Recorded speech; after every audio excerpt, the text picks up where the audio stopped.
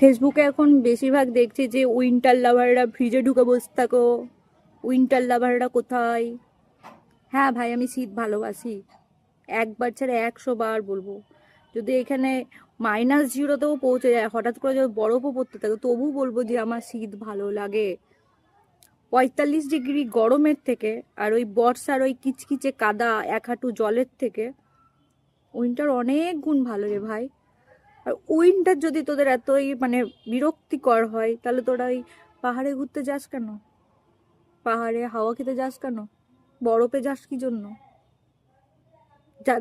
তখন তো যেতে পারিস গ্রীষ্মকালে, তো মরুভূমির দেশে যাবি, মরুভূমিতে যাবি।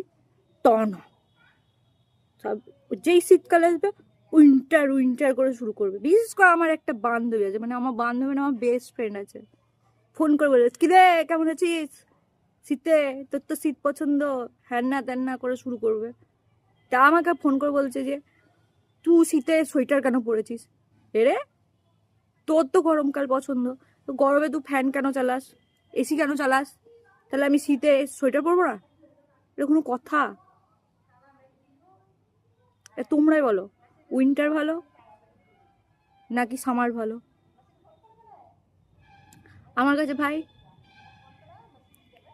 শীতকালের মতো কোনো কিছু হয় না।